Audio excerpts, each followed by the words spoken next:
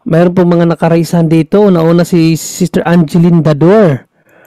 Right, Angeline Dador, sister, kumusta po? Magandang gabi sa atin. Hello po, good evening po. Yes, good evening po, sister.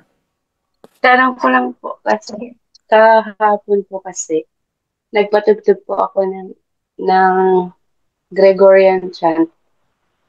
Ayaw po ng amo ko mapakinggan. Kasi po, sabi po niya, don't ever ever play that song and don't let anyone hear that song. Parang nadi-disturb po siya. Kala ko po kasi okay lang kasi kapag nagpapatugtog po ako ng mga normal song like love song or hill song, wala naman po siyang comment. Pero nung kahapon po, parang nagalit po. Ano So, ano po, yung po, ano ang po yung tanong? tanong ko po, ano po yung connection ba ng Gregorian chant sa mga exorcism? Kasi po yung amo ko po kasi Buddhism. Magandang araw po mga kapuntos, at sa araw na ito po meron po akong tampok na video para sa inyo at sana ay magustuhan ninyo.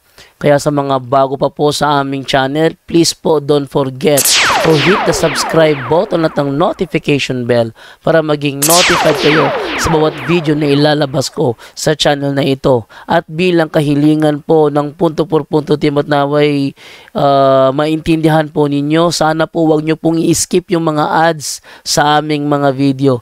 Sa maliit na bagay na po na yan, malaking tulong po yan sa ating programa at sa ating ministry. Sana po maunawaan po ninyo. Maraming salamat po, kaya wag na po natin patagalin. Simulan na po natin.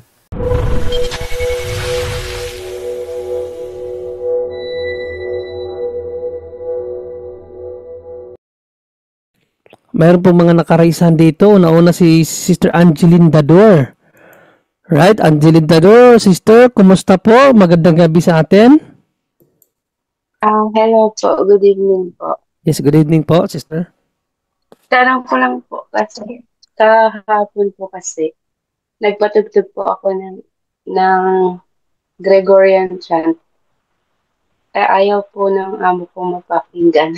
Kasi po, sabi po niya, don't ever ever play that song and don't let anyone hear that song. Parang nadi-disturb po siya. Kala ko po kasi okay lang kasi kapag nagpapatugtog po ako ng mga normal song like love song or hill song, wala naman po siyang comment. Pero nung kahapon po, parang nagalit po. Ano So, po, ano ang po yung tanong? tanong ko po, ano po yung connection ba ng Gregorian chant sa mga exorcism? Kasi po yung amo ko po kasi Buddhism.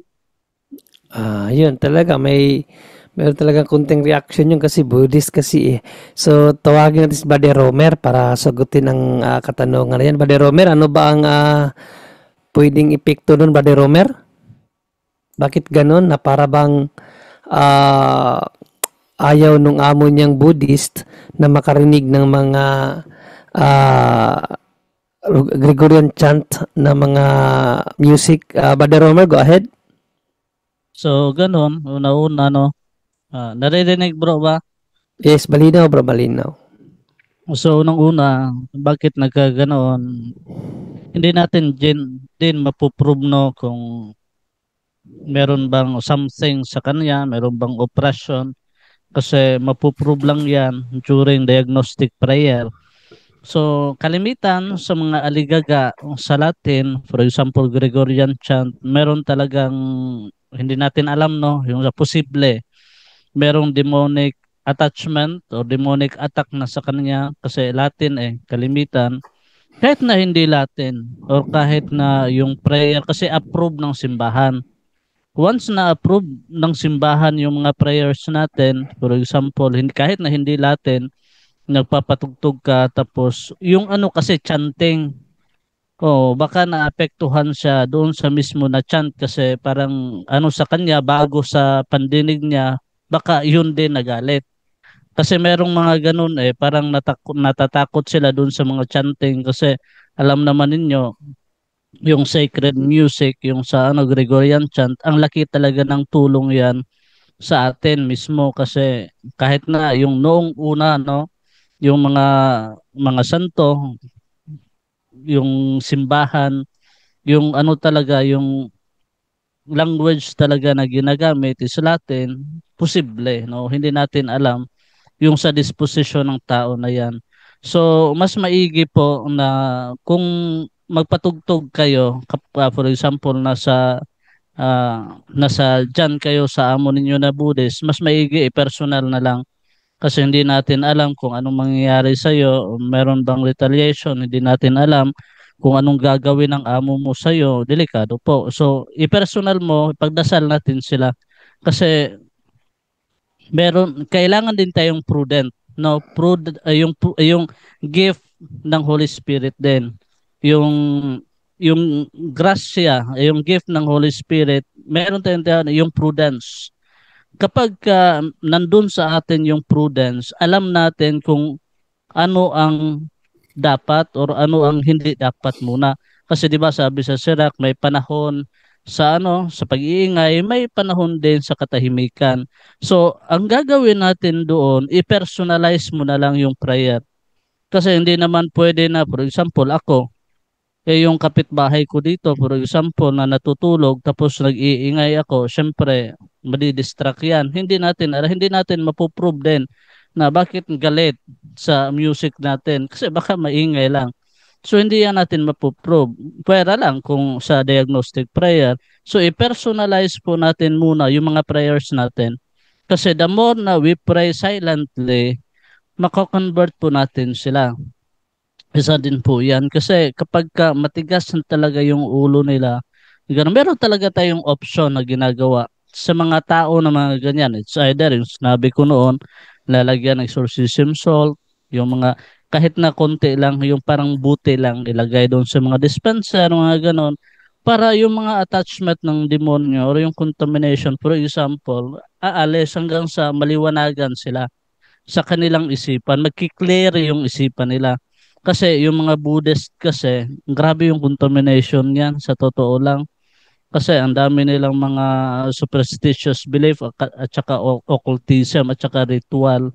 So, close-minded talaga yan. For example, grabe yung ano nila, kapit sa kanilang relihiyon kasi hindi sila nakinig din, hindi sila open sa paniniwala sa Katoliko.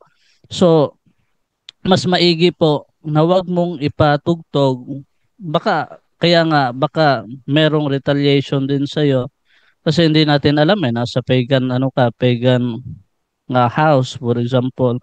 So ipairal mo muna yung grasya na nasa iyo kasi yung mga santo kapatid, kahit nasa aura pa lang nila sa pagmumuka yung sa sarili na kapag kapuno ka sa grasya, maa-attract yan sila sa iyo. Ma-attract yan dahil kaya nga si Saint Francis of Assisi, sabi ng isang fraile na Francis, magpipreach ba tayo ngayon? Sabi ni Saint Francis, okay, mag-preach tayo. Naglalakad lang sila sa daan na tahimik. Pagkatapos umuwi sa kumbento, anong sabi ng isang fraile? Wala naman tayong ginawa.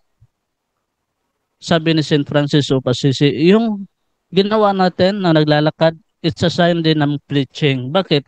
Pinapakita natin yung good deeds natin, yung sarili natin na yung sa kabanalan natin, yung sabi niya yung good deeds ang pinaka-importante. Kaya nga hindi lang sabi ni Saint Francis of Assisi, use words if necessary. Yung sabi niya, gamitin natin if necessary.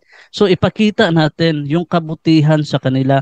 Kasi once na nakita nila yung pagkatao mo na puno ka sa grasya, yung pagmamahal, ma-attract yung sister, mako-convert yan sa pamamagitan din ng prayer. Ang dami nating ginagawa kasi unahin muna natin yung sarili natin. Magfo-flow lang yun lahat kasi hindi naman lahat madadaan natin sa mabilisan, yung mabilisan na pamamaraan. So, ang grasya talaga ang nagpapailaw sa atin para yung iba na nasa dilim, maliliwanagan po sila. So, yun ang mga practices ng mga santo. Hindi nila pinipilit kung ano talaga yung pananampalataya. Hindi yung ipipilit, yung sabi na ito talaga parang subuan mo ng subuan nga ayaw. Kaya nga dito sa exorcism and deliverance, yung ayaw talaga, hindi talaga namin pinipilit. Kinakatikas, pag ayaw, hindi namin pinipilit. Sige, ipagdadasal namin kayo. So doon sa pagdarasal, ang dami ding na-convert. Yung mga example ko noon na yung gwardiya namin, grabe yung occultism niya, galit niya doon kay Padre, na-change into ano talaga na pagmamahal. Bakit? Naranasan niya yung kapangyarihan ng pagdarasal at kapangyarihan ng sacramentals, yung mga sacramentals natin.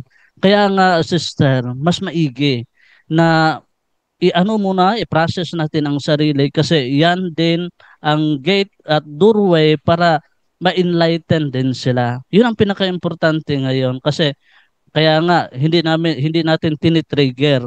Yun nga dito sa exorcism and deliverance, once na hindi pa talaga dispose yung isang tao, hindi tinitrigger namin sa deliverance.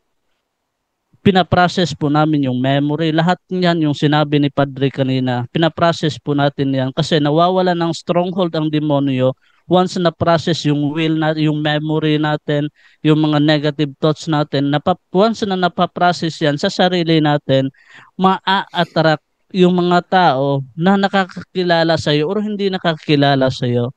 Kasi grabe yung attraction once na nasa kabanalan ka. So yun lang sagot natin, sister.